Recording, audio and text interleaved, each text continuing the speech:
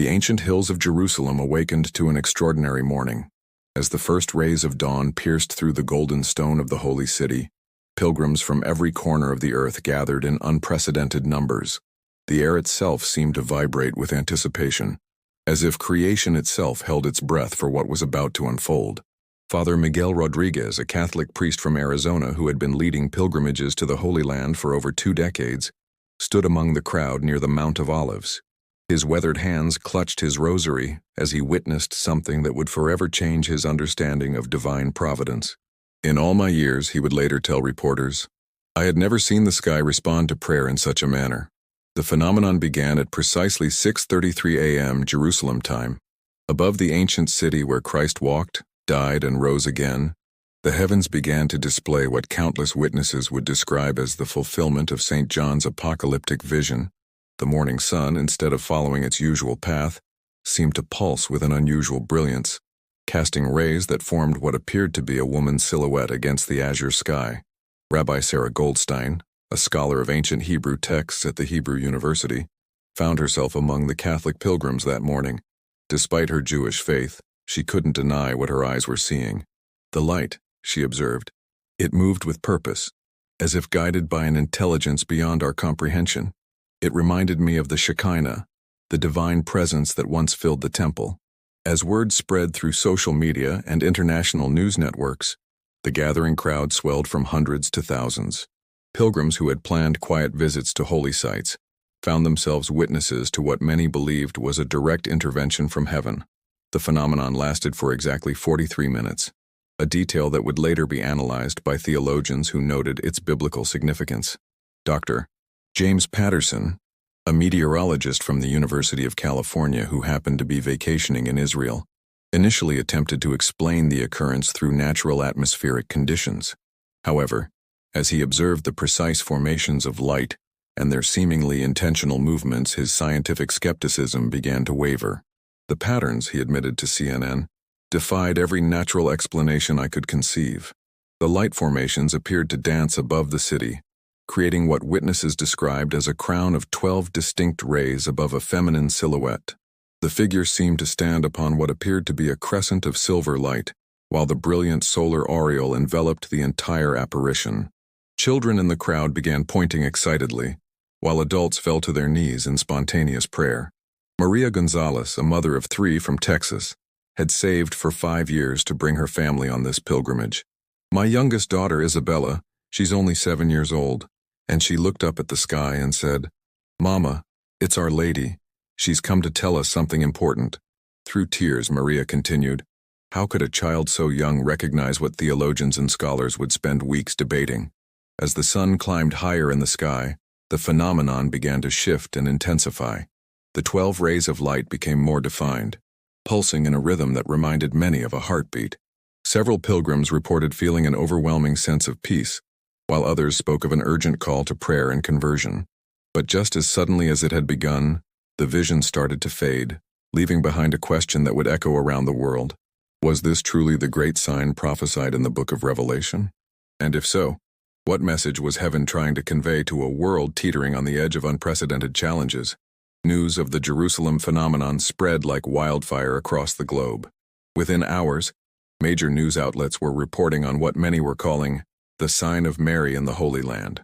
Vatican correspondents worked frantically to obtain official statements, while Catholic communities worldwide organized prayer vigils in response to what they believed was a heavenly intervention. Cardinal Giuseppe Martinelli, prefect of the Congregation for the Doctrine of the Faith, received the first reports while in his Vatican office. A man known for his measured responses to alleged miraculous events, he found himself deeply moved by the testimonies pouring in from Jerusalem. The Church, he announced in a carefully worded statement, will investigate these events with the utmost seriousness, guided by both faith and reason as our tradition demands. In the United States, Catholic parishes from coast to coast began holding special masses and prayer services. Archbishop Michael O'Connell of New York called for a day of fasting and prayer, stating, if heaven has chosen to speak to our generation, we must respond with the devotion and reverence befitting such a gift. The Blessed Mother has always appeared to call humanity back to her Son, especially in times of great trial. The response wasn't limited to Catholics. Protestant communities, Orthodox Christians, and even some Jewish and Muslim leaders acknowledged the profound nature of the event.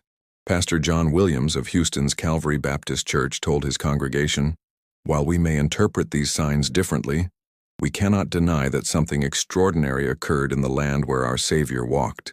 This calls all believers to deeper prayer and reflection." Meanwhile, back in Jerusalem, the site of the apparition had become a place of continuous pilgrimage. Thousands arrived daily, creating what local authorities described as the largest spontaneous religious gathering in the city's modern history. Makeshift prayer stations appeared throughout the area, with rosaries being recited in dozens of languages around the clock. Dr. Rachel Hassan, director of the Israeli Ministry of Tourism, found herself managing an unexpected crisis of faith and logistics. "We've had to coordinate with religious leaders from multiple faiths," she explained to international media. "What's remarkable is how peaceful and orderly these gatherings have been. It's as if the event itself is fostering unity rather than division." Scientific investigation teams from universities across Europe and America began arriving in Israel. Dr. Patricia Morrison, an atmospheric physicist from Oxford, brought sophisticated equipment to analyze any residual electromagnetic signatures. "What we're looking for," she explained, "are any measurable anomalies that might explain what thousands of people witnessed. The absence of such evidence would be as significant as its presence." The Vatican announced the formation of a special investigative commission, headed by Cardinal Martinelli, and including scientists, theologians, and medical professionals. "The Church has a sacred duty," the Cardinal explained, "to discern authentic signs from heaven while protecting the faithful from deception. This commission will employ the same rigorous standards used in all canonical investigations of alleged miraculous events." Among the investigators was Dr. Maria Santos, a Portuguese psychiatrist specializing in religious experiences. Her role was to interview witnesses and assess their psychological states. "What I'm finding," she reported, "is a remarkable consistency in testimonies across cultural, linguistic, and educational boundaries. These individuals display none of the characteristics typically associated with mass hysteria or suggestion." Father Thomas Aquinas Kelly, a theologian and expert on Marian apparitions, was also summoned to join the investigation. "The Church recognizes," he stated, "that authentic apparitions of the Blessed Virgin serve specific purposes in salvation history. They typically occur during periods of spiritual crisis to call humanity to conversion, prayer, and trust in divine providence." As the investigation began, a pattern emerged in the testimonies that couldn't be ignored. Witnesses consistently reported not just seeing the phenomenon, but feeling an interior movement toward prayer, conversion, and unity. Dr. Hassan noted, "We've documented a significant decrease in reported conflicts and criminal activity in Jerusalem since the event. It's as if the entire city has been touched by an unusual peace." However, skeptics and critics also mobilized. Dr. Richard Dawson, a prominent atheist author, dismissed the event as mass delusion aided by social media and religious wishful thinking. His comments sparked intense debate across academic and religious communities worldwide. But perhaps the most compelling evidence came from an unexpected source. The Israeli Meteorological Service, after extensive analysis, issued a statement that sent shockwaves through the scientific community. "We can find no natural atmospheric conditions that would account for the phenomenon observed on the morning in question. Our satellite data, weather patterns, and atmospheric readings show no anomalies that would explain the reported visual events." As Chapter 2 of this extraordinary story concluded, the world found itself divided between skepticism and faith, between scientific explanation and divine mystery. Yet one thing was becoming increasingly clear. Whether natural or supernatural, the events in Jerusalem were awakening something profound in the hearts of believers and non-believers alike. The question that haunted everyone was simple yet profound. What was heaven trying to tell humanity, and would we have the wisdom to listen? 3 weeks after the initial phenomenon, a pattern began to emerge that would shake the foundations of both scientific skepticism and religious understanding. The apparition, rather than being a single event, appeared to be the beginning of a series of heavenly communications that would unfold over several months. Sister Catherine Marie, a Carmelite nun from the nearby convent of the Sisters of Bethany, became an unexpected focal point of these ongoing revelations. Known for her deep contemplative life and years of dedicated service to the poor in Jerusalem, Sister Catherine had been present during the first apparition. What she experienced that morning, however, she had kept private until compelled by her spiritual director to share her testimony with the Vatican investigators. During those 43 minutes, Sister Catherine testified, "I didn't just see the sign in the heavens. I heard words spoken directly to my heart, not with my ears, but with that interior voice that those who pray deeply learn to recognize." Her testimony, delivered with the characteristic humility of her religious calling, would become central to understanding the message behind the phenomena. The words she claimed to receive were consistent with the Church's understanding of authentic Marian apparitions, a call to prayer, penance, and conversion. "My children," the interior voice had said, "the time of great mercy is drawing to a close. The world stands at a crossroads between conversion and chastisement. Pray the rosary daily, make sacrifices for sinners, and trust in the triumph of my Immaculate Heart." Cardinal Martinelli, while maintaining appropriate caution, noted the theological consistency of these reported messages. The content aligns perfectly with the approved apparitions of Fatima, Lourdes, and other authentic Marian appearances. The Blessed Mother's message has remained consistent throughout history: conversion, prayer, and trust in God's mercy. Dr. Patricia Morrison's scientific team, meanwhile, continued to document anomalous readings in the atmosphere above Jerusalem. "We're detecting electromagnetic patterns that shouldn't exist under normal circumstances," she reported. "The readings spike precisely at the times when witnesses report seeing additional phenomena." These additional phenomena had indeed continued. Every Tuesday and Friday at precisely 3 p.m., the hour of Christ's death on Calvary, witnesses reported seeing the feminine silhouette return, always accompanied by the crown of 12 lights and the silver crescent beneath her feet. The consistency of timing and appearance left investigators puzzled and believers increasingly convinced of the supernatural nature of the events.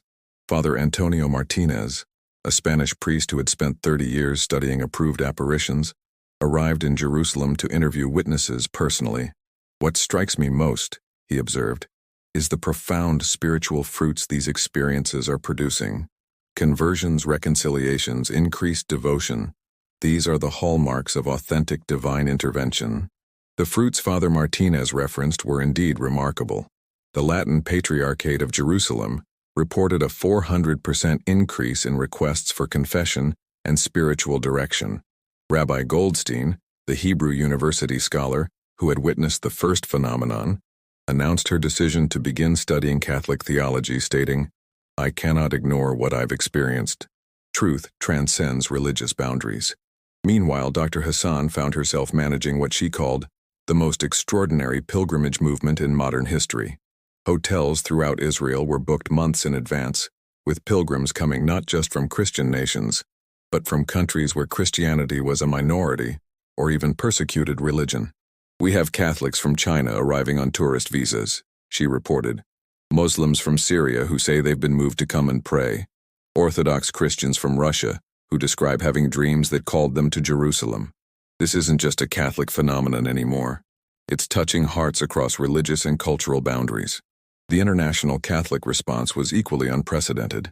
Pope Francis, after careful consultation with the Investigative Commission, issued a papal letter titled Signum Magnum, Great Sign, referencing the verse from Revelation that seemed to be manifesting in Jerusalem. While stopping short of declaring the event supernatural, the Pope encouraged all people of goodwill to respond to heaven's call to prayer, conversion, and unity.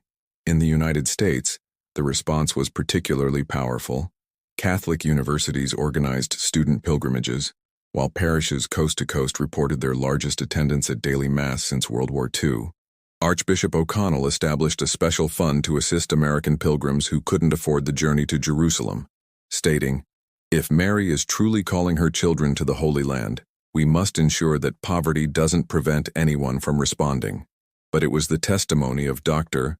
Elena Rossi, an Italian neurologist specializing in the study of mystical experiences, that provided perhaps the most compelling evidence for the supernatural nature of the events. After conducting extensive interviews and medical examinations of key witnesses, including Sister Catherine Marie, she reported findings that defied conventional medical understanding.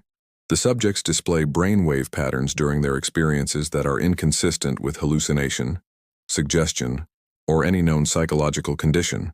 Dr. Rossi testified before the Vatican Commission. Furthermore, they demonstrate knowledge of theological concepts and historical details that exceed their educational backgrounds. In medical terms, what they're describing is neurologically impossible unless an external intelligence is truly communicating with them.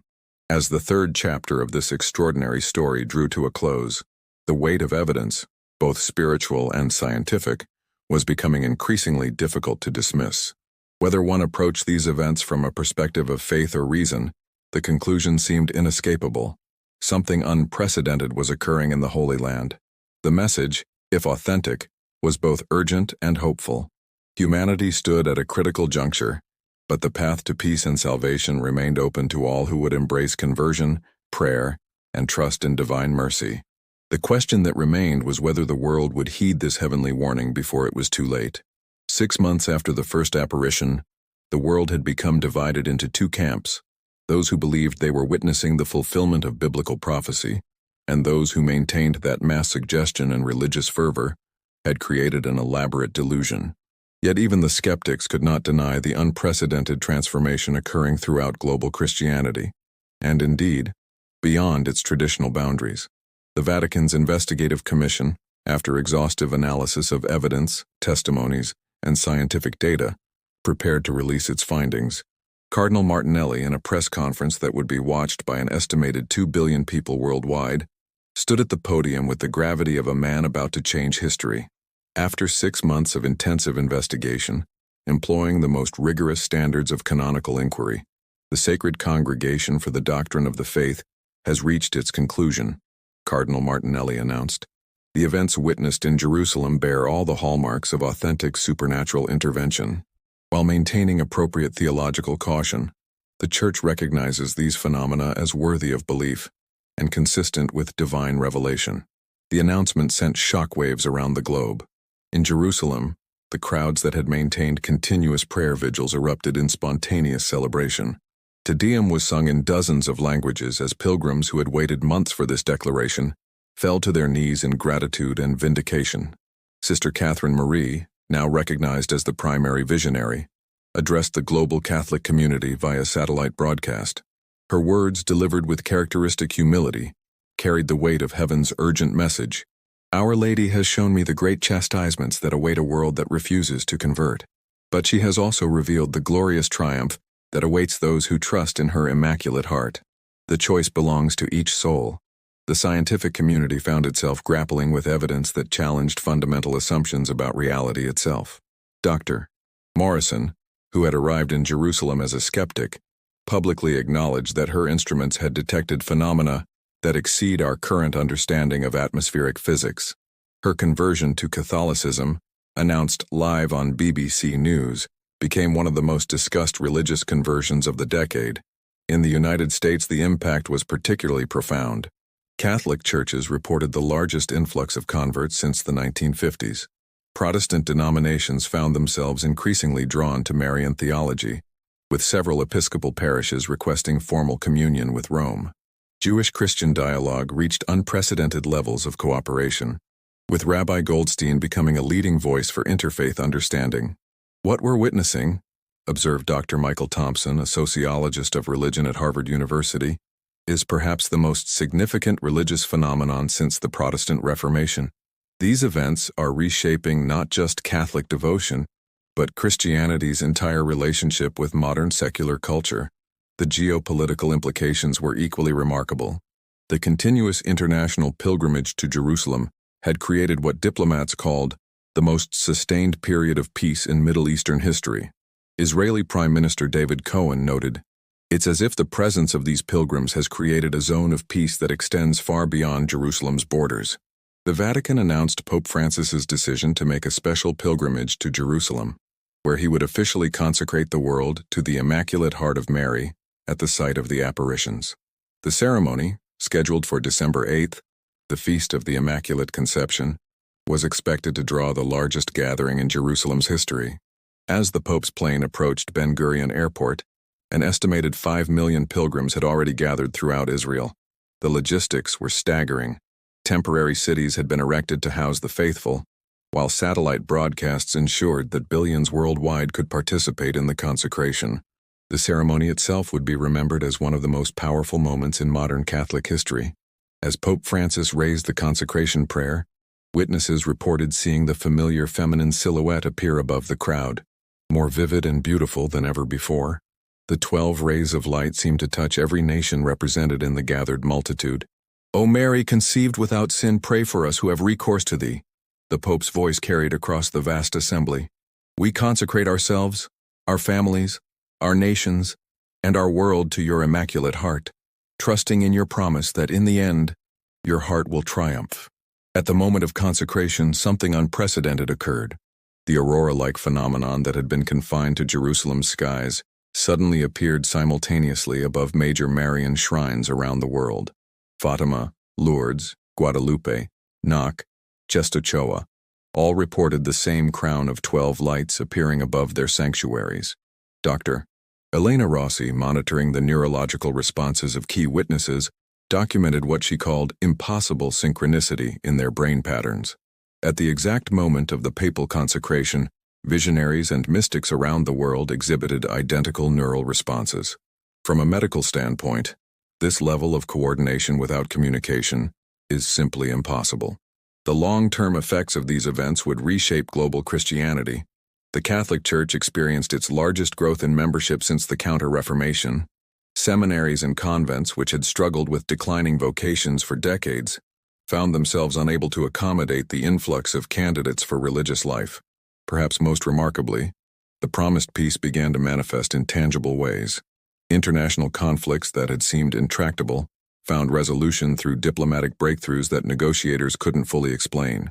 Economic cooperation increased, environmental protection efforts gained unprecedented support, and charity organizations reported donation levels they had never imagined possible.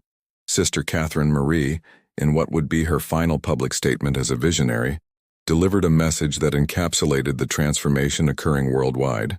"Our Lady told me that this generation would witness either the greatest chastisement or the greatest conversion in human history. The choice was ours. By the grace of God and the intercession of the Immaculate Heart of Mary, humanity has chosen conversion. The triumph promised at Fatima has begun." As the 4th chapter of this extraordinary story concluded, the world found itself forever changed. Whether one viewed these events through the lens of faith or reason, the undeniable fact remained. Something had touched humanity's heart and called it back to its divine destiny. The great sign prophesied in Revelation had appeared, and the world had responded with the greatest spiritual awakening in modern history. The last sign of Mary in Israel had indeed become the first sign of humanity's return to God. As we conclude this remarkable account of the events that have come to be known worldwide as the Jerusalem phenomenon, we must pause to reflect on what these occurrences mean for each of us personally and for our world collectively. The Church, in its wisdom, has always taught us that authentic apparitions of the Blessed Virgin Mary serve specific purposes in salvation history, appearing precisely when humanity most needs divine guidance and intervention. The question that echoes in the hearts of millions today is simple yet profound. Why now? Why has heaven chosen this particular moment in human history to manifest such extraordinary signs? The answer, according to the consistent message received through the visionaries, lies in the unprecedented spiritual crisis facing our modern world. We live in an age of remarkable technological advancement, yet we simultaneously witness the breakdown of fundamental moral foundations that have guided human civilization for millennia. The family unit faces assault from multiple directions. The dignity of human life is increasingly questioned from conception to natural death, and many have adopted worldviews that exclude God entirely from human affairs. In such times, heaven's intervention becomes not merely helpful, but essential for humanity's spiritual survival. The message of the Jerusalem apparitions aligns perfectly with the great Marian apparitions that have preceded it throughout church history. At Fatima in 1917, Our Lady warned of wars, persecution of the Church, and the spread of atheistic ideologies if humanity failed to convert and pray. At Lourdes, she called for penance and prayer for sinners. At Guadalupe, she appeared to unite indigenous and European peoples under the mantle of her maternal protection. Each apparition addressed the specific spiritual needs of its time while pointing toward the ultimate triumph of her Immaculate Heart. What makes the Jerusalem events particularly significant is their occurrence in the Holy Land itself. the geographical and spiritual center of salvation history. That Mary would choose to appear where her Son was born, lived, died, and rose again, carries profound theological implications. It suggests that we are witnessing events of cosmic significance, moments that will be remembered alongside the great interventions of divine providence throughout history. The scientific community's struggle to explain these phenomena should not surprise us. As Catholics, we understand that God's ways often transcend human comprehension. The same divine power that enabled the virgin birth, multiplied loaves and fishes, and raised Christ from the dead continues to operate in our world today. Science, properly understood, can never contradict authentic faith, because both truth and the material universe come from the same divine source. What should move us most deeply, however, are the spiritual fruits these events have produced. The massive increases in mass attendance, confession, religious vocations, and charitable works demonstrate the authentic nature of these heavenly interventions. As Christ himself taught us, by their fruits you will know them. The fruits of the Jerusalem apparitions are unmistakably good, leading souls closer to Jesus through his mother's intercession. For those who remain skeptical, we offer not condemnation, but invitation. The Catholic Church has never required belief in private revelations, even those officially approved. Our salvation depends entirely on faith in Jesus Christ and adherence to the gospel message preserved in Scripture and sacred tradition.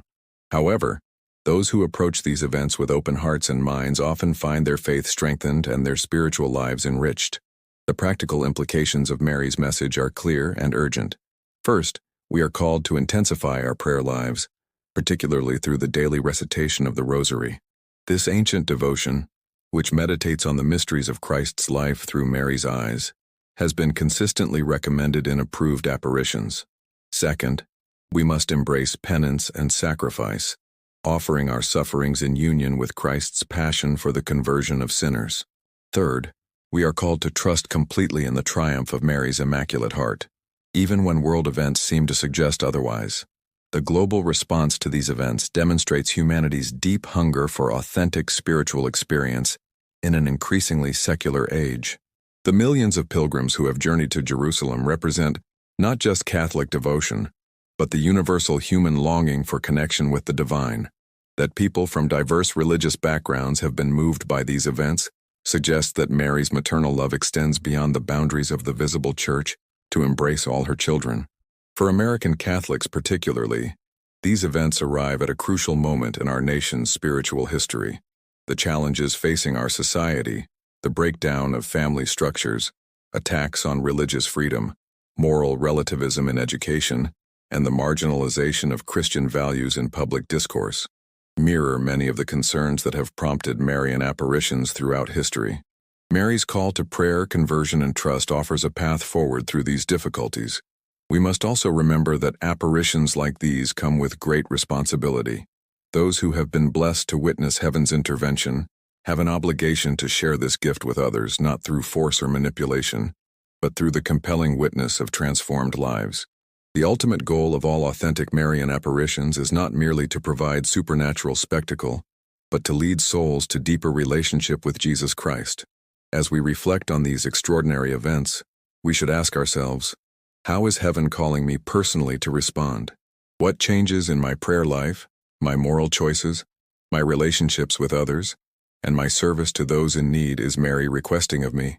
The great sign in heaven was not meant merely to be observed, but to inspire transformation in every heart that encounters it. The theological significance of these events will likely be debated for generations. However, the immediate spiritual challenge they present cannot be postponed. Each of us must decide how to respond to what many believe is heaven's final call to conversion before the end times. Will we heed Mary's maternal warnings and embrace the path of prayer, penance, and trust? Or will we allow the distractions and temptations of our age to deafen us to heaven's voice? In conclusion, whether we view the Jerusalem phenomena as the fulfillment of biblical prophecy, or simply as a powerful call to spiritual renewal, their impact on our world is undeniable. Millions of hearts have been touched, countless souls have returned to God, and the global Catholic Church has experienced unprecedented revitalization. These fruits alone justify our serious consideration of Mary's message. The triumph of the Immaculate Heart, promised at Fatima and seemingly manifested in Jerusalem, is not merely a future hope, but a present reality for those who choose to trust in divine providence. In a world torn by conflict, confusion, and spiritual darkness, Mary appears as the woman clothed with the sun, offering hope, healing, and the promise that love will ultimately conquer all. The last sign of Mary in Israel may indeed have been heaven's final call to our generation. How blessed are those who have ears to hear and hearts to respond. May we prove worthy of such extraordinary divine condescension, and may our response help usher in the era of peace promised to those who trust in the Immaculate Heart of Mary. What will your response be to heaven's call? The choice, as always, remains yours. But remember, eternity hangs in the balance, and Mary waits with maternal patience for your answer.